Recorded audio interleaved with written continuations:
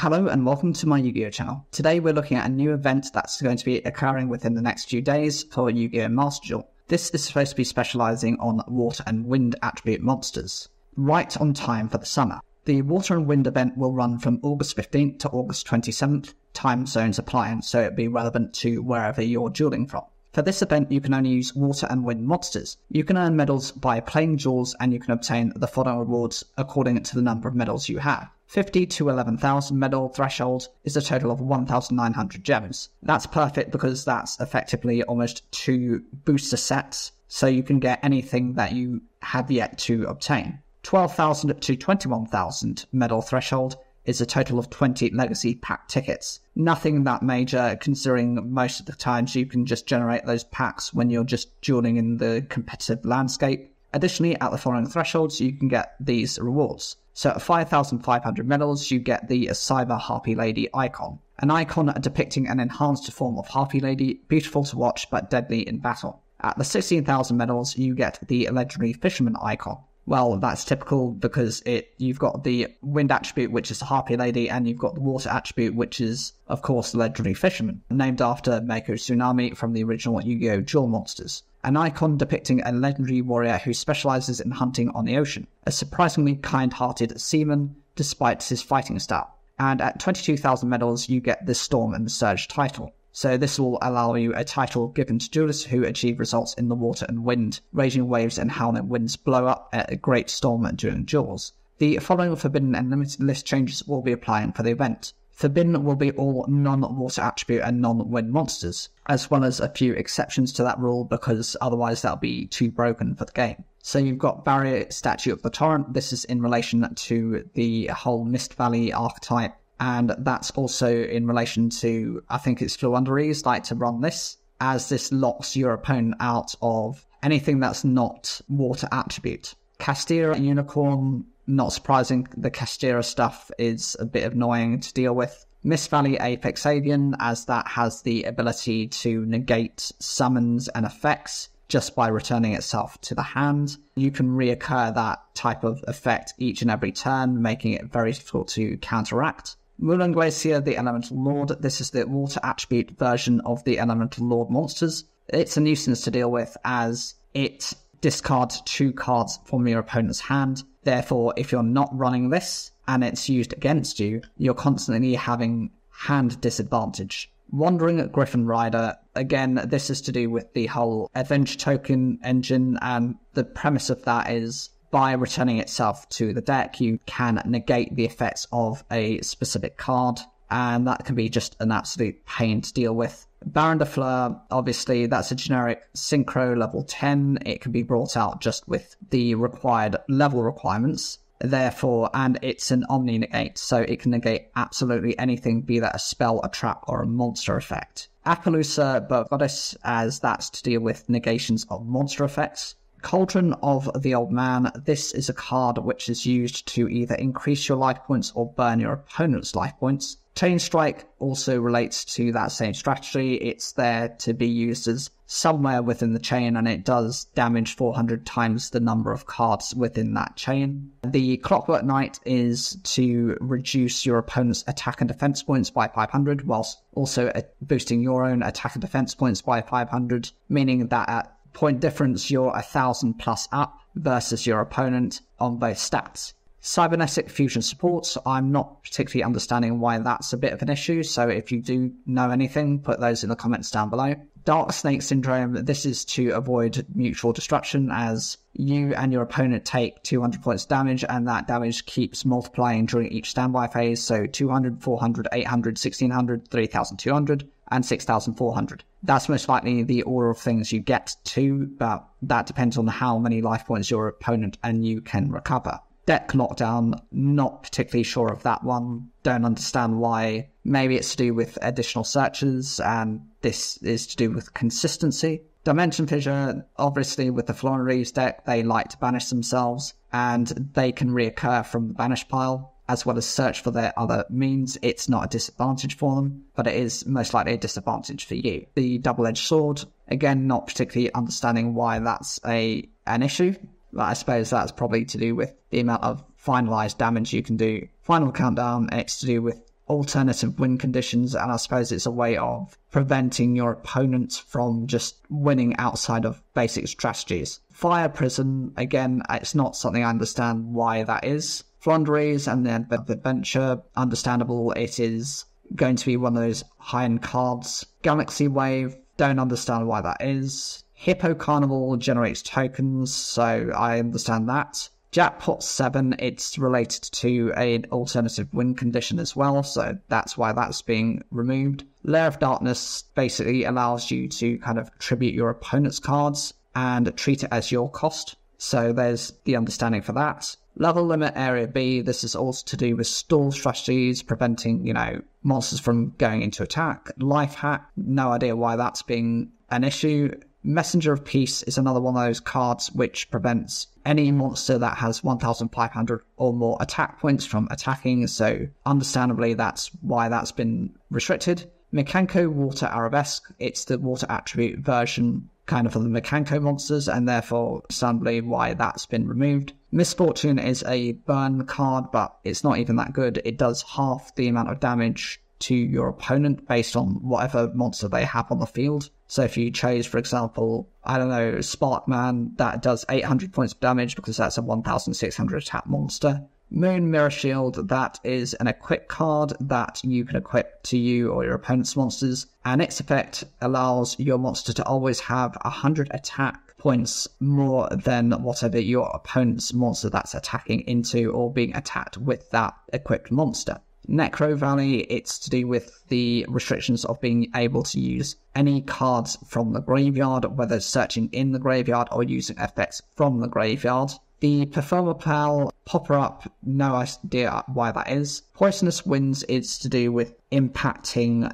different attributes. Power Filter, that limits the monsters that are weaker and I think 1,000 attack or below, and so that's why that's been restricted. Psychic Blade boosts attack points, so that's an understandable reason. Quiet Life, no idea why that is. All the runic stuff is basically limited, so you can't use any of that. That's also reasonable, as facing off against runic players is just a nuisance and it's quite degenerate. Often players in these events will use either Labyrinth or Runic as an alternative strategy, as they're typically not blocked, and because they're not attribute locked into anything outside of some of the, fusion monsters, it tends to be used as part of a supplementary strategy, as players would then go into a said attribute and just run these on the side. Secret Village of the Spellcasters, it's to prevent spell use locking, as if you have a spellcaster and your opponent doesn't, it locks them out of spell cards, and vice versa if you don't have any spellcasters on your field. Star Blast, I'm not particularly understanding why that's a problem, as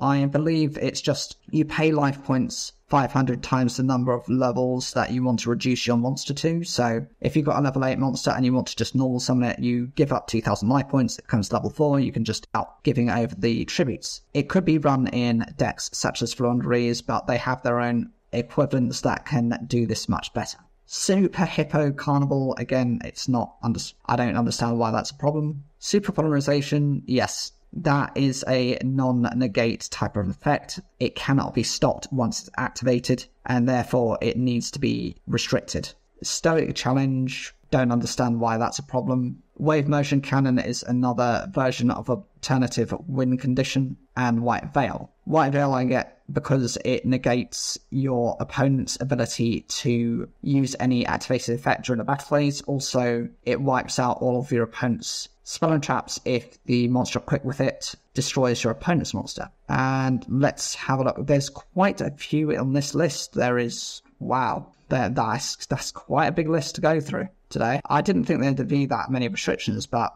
here we are. And the Blank played on that. I think this is to do with Exceed Summoning. Anti-Spell Fragrance is related to spell cards. As they have to be set, they can't be activated on the turn they're set. They have to be waiting. This is in relation to the Simmering strategy, which is able to destroy your opponent's back row cards, or at least return them to the hand. Bad Reaction to Smochi, that's in whenever you heal life points, your opponent takes that as damage. Bad Luck Blast, that's also burn effect damage. Banquet of Millions removes both yours and your opponent's extra decks temporarily until the end of the turn. It's a way of preventing your opponent from going into anything which is unreasonable. With Blasting Ruins, it's quite a cheesy type of effect. Your opponent has to have like 30 or more monsters in their graveyard, and then you inflict 3,000 points of damage to them. Ceasefire is another burn effect card. Chain Burst, another burn effect. DD Dynamite, burn effect. That's in relation to banished cards, however, but you're going to have quite a few of those examples. Destiny Board is just another form of, I think it's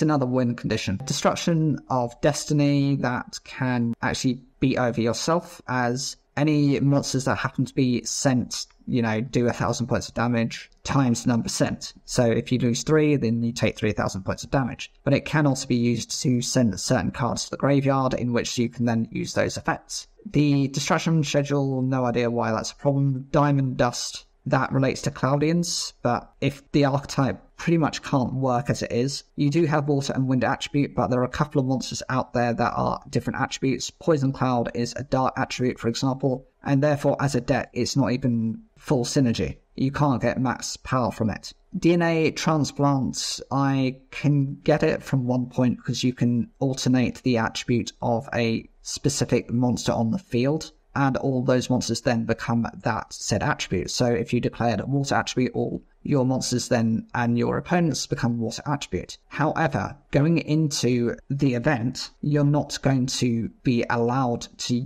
use anything that's non-water or wind attribute. Therefore, it doesn't matter about this card. Floowandereeze, again, it's because it's another one of those cards. Goes and Match, because it restricts you to a specific attribute, that's why that's been restricted. Grave of the Super Ancient Organism is another one of those kind of restriction-based cards. Gravity Bind prevents level 4 or higher monsters from attacking, and therefore, unless you've got Xyz monsters or Link monsters, that's a problem. Just Desserts does burn effect damage. Kisaki's self-destruct button does self-destruction to yourself. Lose one turn is a card which, when a monster is summoned, that happens to be an effect monster, that gets changed to the defense position. It cannot change its battle position until the next turn, and that's just more of an irritation. Lucky Punch, not understanding why that's a problem. Macrocosmos, that is another thing such as similar to Dimensional Fissure, and the reason for that is the same. It's going to be used in the Floowandereeze deck. Marincess Wave, Marincess archetype is all water attribute. Mind Drain is another one of those restriction-based cards. It prevents cards from being activated either from the graveyard or from the hand.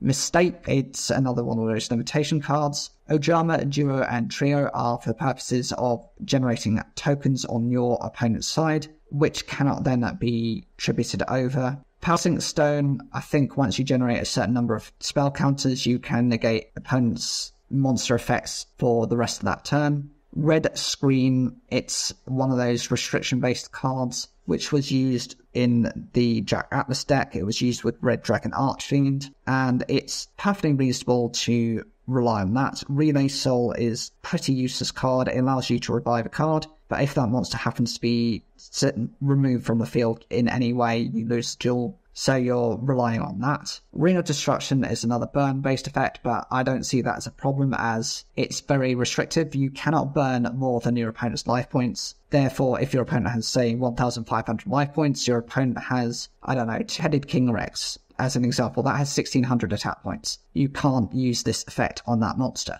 as it exceeds the life point requirement. Rivalry Warlords is another one of those cards which is restrictive, and this one is based on typings as opposed to Goes and Match, which is based on attributes. Secret Barrel is another burn card. Secret Blast is another burn card. Skill Drain is a card which negates all monsters' effects on the field. Difficulty with that is cards and effects can still be activated from a graveyard, and also if you're running this as a specific tech card, you will have monsters that can come out, such as Fusilier Dragon, the dual mode beast, who can maintain their original attack points and just be summoned as such. Soul Drain is another one of those cards which restricts types of effects. Summon Limit limits the number of monsters that can be summoned during a turn. I think it then goes straight to the end phase. Synchro Panic is a nuisance card, and as well as Synchro Zone, as this kind of prevents any monsters that happen to be non-synchro monsters from attacking. The Monarch's Erupt, I don't necessarily understand why this is an issue, as there is only one wind attribute Monarch out there, Riser. Well, you have its Mega Monarch version, and you also have the Battle version.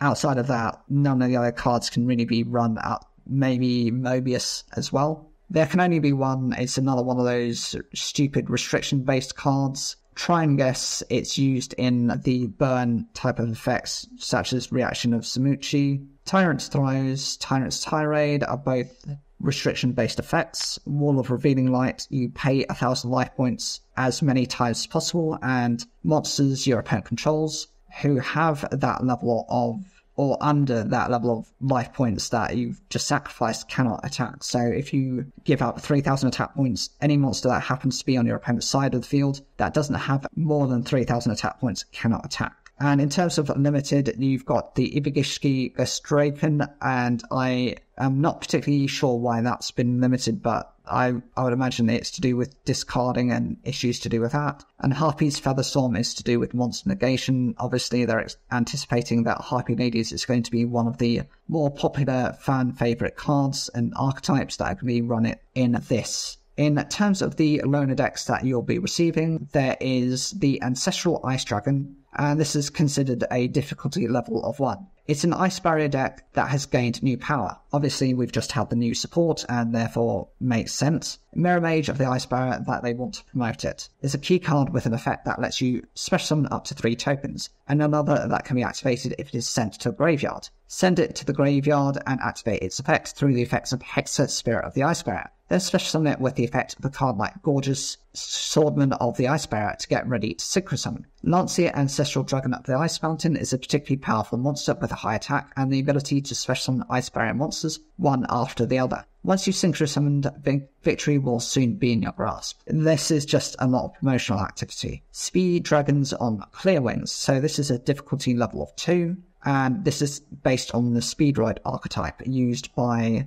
a character within Yu-Gi-Oh! 5. This Speedroid deck excels at rapidly deploying monsters. Some monsters might Speedroid Terratop and proceed until you're in a position to call forth High Speedroid Rubber Band Shooter. If you use its effect to prepare monsters like Speedroid Double Yo-Yo and Speedroid Den Den Daiko Duke that can special summon monsters, you can bolster your ranks further. Also make use of Speedroid Red Eyes Dyed to prepare to synchro summon Crystal Wing Synchro Dragon or Crystal Clear Wing Synchro Dragon and attack with the force of a mighty monster wave. The emphasis is to synchro climb with this deck, so you'll start off with maybe your weaker monsters and then go into your more powerful ones. This one does allow for a lot of different cards, and a lot of the Crystal Wing style of cards were quite high rarity, and for me it's still something I need to collect. And we have Hazy Moonlight in the Depths of Space. Since the other two decks, I think, were... Well, we've only got one that's wind attribute here. The Ice Barrier one's the also water attributes. Therefore, you kind of need to have had another deck if you're really looking at wind attributes. This one is emphasized on the Goatee archetype, and we got a lot of additional 2 or 3 cards within that. If Sykes Moonlight of the Goatee is banished, it can activate its effects that let you special summon it by banishing a fish monster. If special summoned, it lets you add monster from your deck to your hand. You can banish it and kickstart its strategy by using a card like Paraphos. Serpent of the Goatee, Key for Goatee, also brings effects that facilitate monster deployment and interruption to the table. Combine this with the special ability of Goatee to synchro summon during your opponent's turn and withstand their attacks. Then, when your opponent is exhausted, call Goatee of the Deep Beyond forth to strike the final blow. The highest level monsters that they have the ability to banish your cards, and often this means they're unable to access those cards again. The cards based on the extract are quite interesting as it combines some of the White Aura support. I can see there the White Aura Whale as an example. Let's see if we can zoom into this. Yeah, so based on this, we have here the new one, which is the White Aura Porpoise, which lets you kind of bring out other cards. The White Aura Whale, which has the ability to destroy an opponent's monster. We have the Admancipator card, which is the one that has the negation-based effect. We have a few of the Goatee cards here, so you've got what appears to be the level 8, there's a level 6, there's like the highest level one, which banishes cards, and we also have one of the Sword Soul monsters. This one has the ability to not only banish cards, but boost its attack points and defense points based on the number of your banished cards and your opponent's cards. We have there's several link monsters here, which is quite interesting. One of them is just generic fish support, and then you've got the Stealth Kraken and its alternative version, which is the number 4. Those monsters have the ability to turn your opponent's monsters into water attributes, and then once per turn you're able to destroy one of your opponent's monsters, and they take damage equal to half that monster's attack points. So that's not actually too bad. I think all of those are quite decent sets, and I can't wait to see exactly what they do. Let's just see what the comments say, whether people are interested in this. So there are 9 comments. They're saying that this one is more of like the Flea Festival, so arguably I can kind of understand that, as it's very much to do with emphasized everyone's going to be running that deck. Cool, another set where Asartic can dominate freely. The Asartics are water attributes mostly, so they can pretty much do what they want. What to lose with? Marincess or Speedride? Marincess, it's an archetype which lets you go into various link monsters pretty easily, so it's quite good. Go Marincess, it'll irritate more people unfamiliar with the deck, yes. There's a certain combination of cards that if you negate, it pretty much stops their strategy. There's a couple of cards out there, the higher link monsters, if you can stop them before they get to that, and you're fine. Harpies are going to be unplayable in the TCG, yeah, I can pretty much agree with that. Love for Miss Bunny, yes, I can get that, as they pretty much their best monster, the Apex Avian, has been stopped. Wait, they have that one Yumi Lock guy, so that's fine, and oh boy, can't wait to run into Flu every other duel. Yes, overall I'm pretty excited for this, and I'm hoping they're going to have some special packs crafted that let you get access to some of these cards in the future. But I don't know what, sometimes when they run these events, they kind of hinting towards the next set of pack releases. I'm not sure of any particular archetypes or attributes that are focused around wind or water attribute, outside of those that have come out of Rage of the Abyss. But with that being a recent release pretty much in Japan, I don't see that coming for a stretch, at least the next several months. So it's your guess only. Put in the comments what you think is going to be available. I'd love to hear your feedback. Make sure to like the video, it really helps support the channel, and make sure to subscribe, it really helps support. Thank you.